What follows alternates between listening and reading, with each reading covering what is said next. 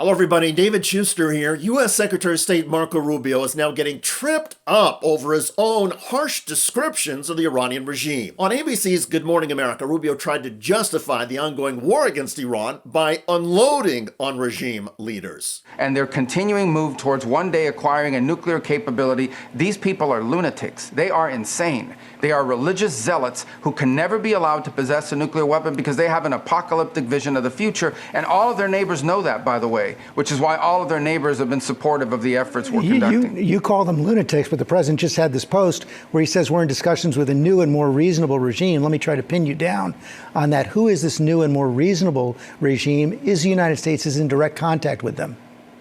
Well, I'm not going to disclose to you who those people are because it probably would get them in trouble with some other groups of people inside of Iran. So, according to Rubio, the Iranians the Trump administration are talking to are reasonable, and those Iranian figures could get in trouble with other regime leaders who Rubio says are lunatics and insane. But even Rubio seemed to hedge on who is actually making decisions in Iran and might be able to negotiate an end to the war. If there are new people now in charge who have a more reasonable vision of the future, that would be good news for us, for them, for the entire world. But we also have to be prepared for the possibility, maybe even the probability, that that is not the case. Well, but the president said they are. Is that the case or is it not? I'm just trying to get some clarity on that. Well, what I mean is, so you have people over there that are saying some of the right things privately. Obviously, they're not going to put it out in press releases, and what they say to you or put out there for the world doesn't necessarily reflect what they're saying in our conversations. But at the end of the day, we have to see if these people end up being the ones in charge, seeing if they're the ones that have the power to deliver. We're going to test it. We are hopeful that that's the case. There are clearly people there talking to us in ways that previous people in charge in Iran have not spoken to us in the past. Some of the things they're willing to do, some of the things they're saying they're willing to do. Obviously, they have to go do it. We're going to test that proposition very strongly because we always prefer to settle things through negotiation and diplomacy. But again, how does the Trump administration know it is actually negotiating with the right people in Iran who can make changes? Donald Trump keeps insisting that the new regime leaders have agreed to most of his 15-point peace plan. Iran's regime keeps issuing statements saying there have been no talks because any discussions right now would be unrealistic and unreasonable. The awkward position that Rubio found himself in of trying to untangle some of Donald Trump's claims, well, that awkwardness has also emerged in White House press briefings.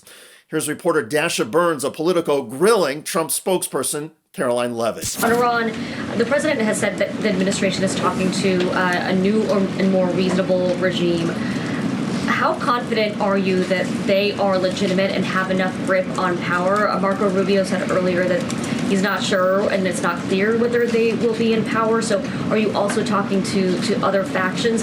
As the president is trying to make a deal, how do you ensure that you're making a deal with the people who can actually implement it? Well, that's part of the ongoing process that's taking place and the ongoing negotiations. Of course, anything that they say to us privately will be tested, and we will ensure that they are being held accountable to their word. And if they are not, the president has laid out the military consequences that the Iranian regime will see if they don't hold true to the words that we are hearing privately behind the scenes. When the president says more reasonable, again, these folks are appearing more reasonable behind the scenes privately in these conversations than perhaps some of the previous leaders who are now no longer on planet Earth because they lied to the United States and they strung us along in negotiations, and that was unacceptable to the president, which is why many of the previous leaders were killed. They lied to us. They strung us along. That was unacceptable, and so they were killed.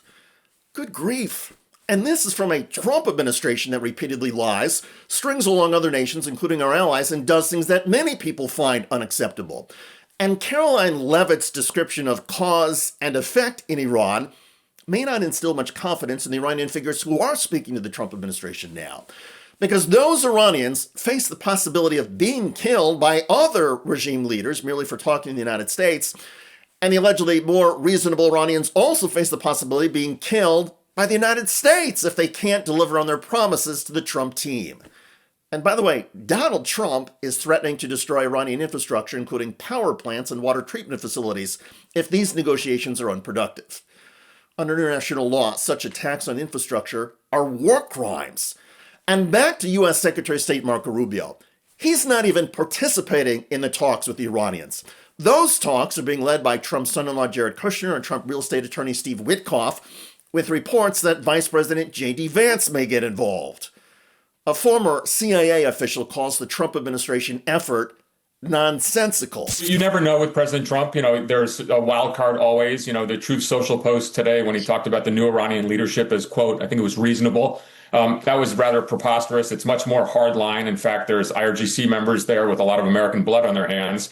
So, there is the idea of, well, perhaps, Trump is kind of getting bored with this. There's been a lot of reporting on that. But the actual kind of foundations of the diplomatic talks, the sides are so far apart. If they're talking, I guess it's a good thing, but I don't think there's any hope, even regardless of who the U.S. Negotiating team, whether it's Witkoff, Kushner, or Vice President Vance. The other point, Anna, to raise is, where's Marco Rubio? He's the Secretary of State and the National Security Advisor. He is the actual natural person to be involved in this, and he is totally absent from the scene. Unless that scene includes network television appearances, where Rubio has been trying to promote administration talking points even when they conflict. The Iranian regime is insane, but they have some new leaders who Trump says seem reasonable.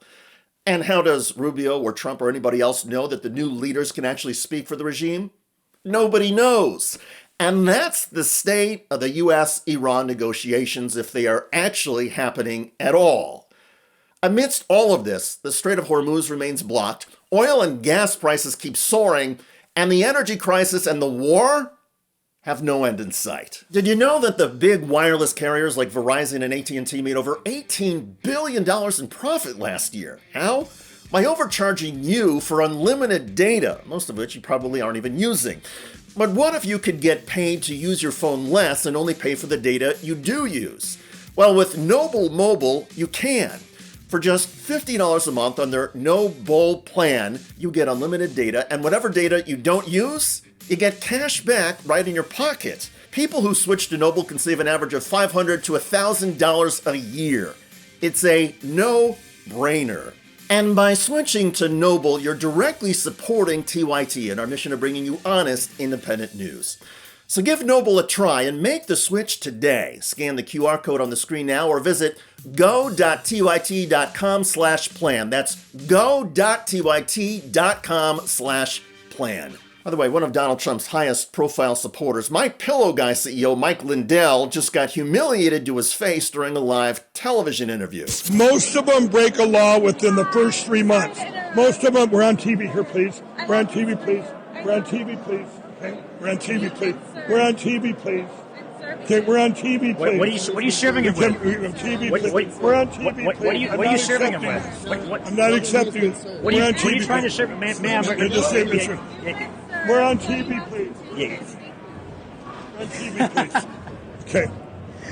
Check out that video at the link below. I'm David Shuster. Thanks for joining us.